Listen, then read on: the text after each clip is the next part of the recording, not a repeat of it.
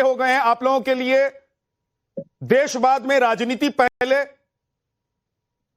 और जो बात खुद पाकिस्तान का प्रधानमंत्री मान चुका है उस पर भी आप लोग सवाल उठा रहे हैं।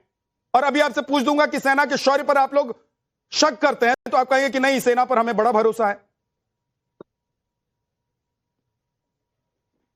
देखिए, ये 100 करोड़ की आबादी है विजयनाथ जी, किसी एक आदमी के बोलने से तो 100 करोड़ की आबादी में से कोई एक आदमी है वो जो बोल रहे हैं? वो एक आदमी ही है क्या? एक्स है, समय का है। जैसे जैसे मोदी जी बीमार हो गए हैं, उम्र का तकाजा, मोदी जी बीमार हैं तो उस पर बीजेपी से पूछ लीजिए कि मोदी जी बीमार हैं या सेहतमंद हैं। मैं पूछ रहा हूं कि वो कोई भी एक व्यक्ति है।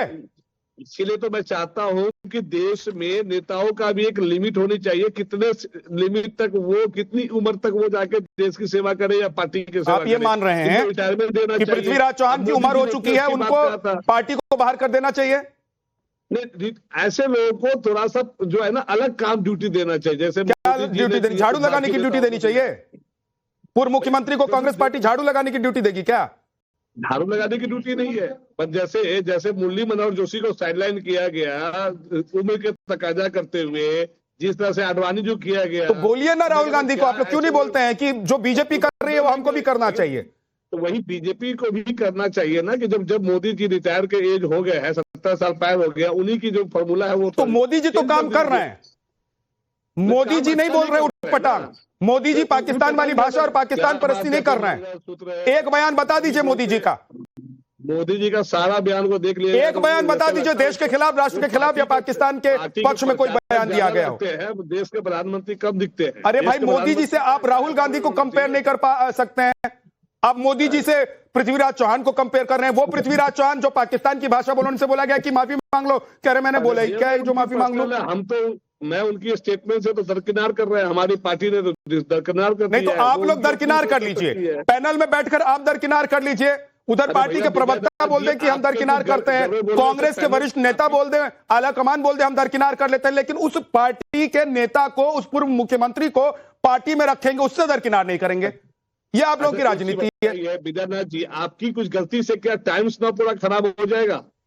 हाँ, हो सकता है ना। हाँ, बिल्कुल होगा, क्यों नहीं होगा? हाँ, अगर मैं देश के खिलाफ बोलूंगा टाइम्स नाउ भारत पर, तो टाइम्स नाउ के साथ को, तो टाइम्स नाउ के साथ को बट्टा लगेगा। टाइम्स नाउ भी किनारा करती है ना कभी कभी, कि नहीं? हाँ, तो करती है ना सर, वही तो पूछ रहा हूं। आप लोग कब करेंगे और किन किन से करेंगे?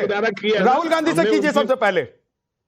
भाई करेंगे, अब राहुल गांधी से करेंगे कि उनकी, देखिए देश का जो शौर्य है, कभी भी सेना कभी हारी नहीं है। मैं पूछ रहा हूं सर, हमेशा, हाँ, वो अमर होती है। देखिए कभी सेना मरती नहीं है, सेना अमर होती है। ये सबको पता है कि हम चाइना से ये सबको पता है, बस राहुल गांधी को नहीं पता है, पृथ्वीराज चौहान को नहीं पता है, दिग्विजय सिंह को नहीं पता है, जब चरणजीत सिंह चन्नी को नहीं पता था, हमने राशिद अल्वी को नहीं पता है।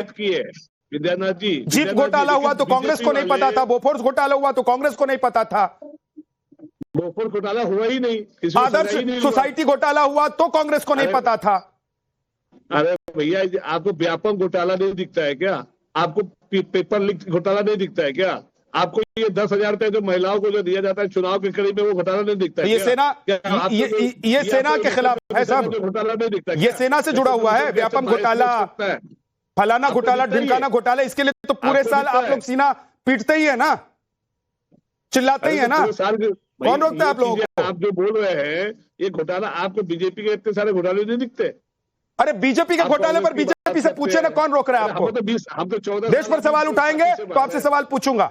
अरे भाई, प्रवक्ता बीजेपी के यहाँ बैठे, उनसे पूछिए कि, अरे मैं पूछ लूंगा सर, और पूछता रहा हूं। रिटायर करने वाले हैं,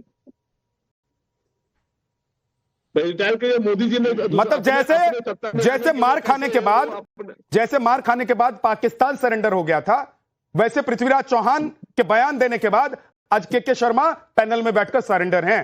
लेकिन राहुल गांधी जो नरेंद्र सरेंडर करते रहते हैं, नहीं है उनकी बात। राशिद अल्वी जो कहते हैं कि कितने एयरक्राफ्ट गिर गए ये बता दो, क्या हुआ ये बता दो, दिग्विजय सिंह जो सवाल उठाते रहे हैं ऑपरेशंस पर, पाकिस्तान के खिलाफ हुए ऑपरेशंस पर, उन नेताओं को आप लोग सजा कर रखेंगे विद्यानाथ जी। कांग्रेस के गुलदस्ते में। पार्टी है, यही भारतीय जनता पार्टी है जो अपने चुनावी लाभ के लिए भारतीय सेना को मिसयूज करते हैं। अरे बीजेपी का सवाल बीजेपी से पूछूंगा मैं, पहले मेरे सवाल का जवाब दीजिए। पृथ्वीराज चौहान का क्या करने वाले हैं आप लोग? सुनिए, हमारे पृथ्वीराज चौहान का क्या करने वाले हैं आप लोग? सर मुझे बताइए पृथ्वीराज चौहान का क्या करने वाले हैं? हमें भी बोलने दिए ना, आप लगातार हमसे आप डिबेटिंग कर रहे हैं, हमको तो कुछ मेरे अपनी ओपिनियन तो बोलने नहीं दे रहे हैं। सवाल पे इतनी दागेंगे तो कैसे हम अपनी आपका ओपिनियन अलग से फोन करके मैं ले लूंगा। आज आप पार्टी का पक्ष रखने के लिए बैठे हैं, तो इसलिए आप जो बोलेंगे वो पार्टी का पक्ष होगा। तो पार्टी का पक्ष यही है कि हमारे देश में जो भारतीय जनता पार्टी है अपने ऑपरेशन सिंदूर में या जो भी है हमारे सेना को अपनी पार्टी की चुनावी जीत के लिए यूज करती है, और हमारी सेना अमर होती है लेकिन माला खुद ही पहन लेते हैं, तो ये भी तो गलत है देश के लिए। के सिन्हा सर, ये जो बोल रहे हैं और इनकी जो करनी है, यानी कि इनकी करनी और कथनी क्या दोनों एक जैसी है? आप ट्रम्प के सामने आप सरेंडर कर दिए आपने। हाँ ठीक है साहब, सुन लिया, आपको सुन लिया, आपने काफी आगे उगली हैं। देखिए विद्यानाथ जी, जय हिंद मैं बोलना चाहूंगा, क्योंकि ये डिबेट जो हम बैठे हैं, और ये दुर्भाग्य है कि इसमें डिबेट में इनके साथ बैठा हूं जो देशों के गद्दारों की भाषा में सुनता हूं, जिससे सेना को ये शौर्य, पराक्रम, बलिदान, शहादत और ये जो अपमान बार बार ये होता है, और ये उसी से होता है कि कलयुग में, यदि नाम आपने बताया पृथ्वीराज चौहान साहब, तो ये कलयुग के पृथ्वीराज चौहान हैं।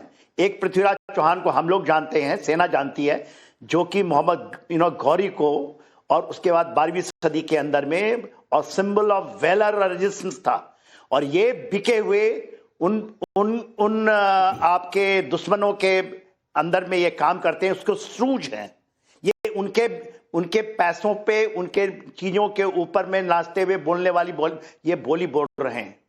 आपने बहुत सारी चीजें कही, बहुत सारी चीजें पूछी, कि मैं तो ये कहता हूं कि आपने कहा कि क्या देश को ऐसे सहन करना चाहिए?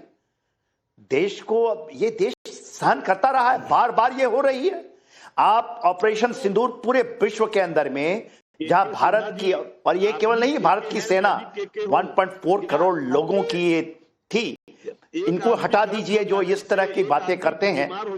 ये चीने कुछ लोग नहीं है, ये देश टूटा है इन्हीं के कारण। ये देश जब अपमान हुआ है इनके कारण, इनकी मानसिकता है, और इनको बोलने का प्लेटफॉर्म मिलता है। आपने बताया कि वो चीफ मिनिस्टर है, वो शिवाजी की धरती से आते हैं, उनकी भी शिवाजी की आज आत्मा कहीं देख रही होगी, तो उसका क्या बिलबिला रही होगी वो, कि उनकी धरती से नाम तो रखा है पृथ्वीराज चौहान, और बातें करते हैं। मैं नहीं जाता, इनके बिलो द बेल्ट नहीं बातें करना चाहता हूं, मगर मैंने कहीं नहीं देखा, पूरे विश्व में नहीं है। और ये पाकिस्तान के जो आतंकी जिहादी हैं, उनसे भी नीचे गिर के चुके हैं। मैं तो उनको भी अच्छा मानता हूं, पाकिस्तान सेना को भी मैं मानता हूं कि वो शायद कहीं ना कहीं उसमें कुछ ना कुछ शर्म तो बची है, मगर ये तो इतने गिर जाएंगे, इतने नीचे गिर जाएंगे कि अपने ठीक है कारण अपने सिन्हा साहब, ओके, एसके सिंह साहब वो कह रहे हैं कि भाई हम पृथ्वीराज चौहान को मान ही नहीं रहे। पृथ्वीराज चौहान क्या बोल रहे हैं, नहीं बोल रहे हैं, उससे हमको कोई लेना देना नहीं है। मैं वो सिन्हा जी, आपके नाम एक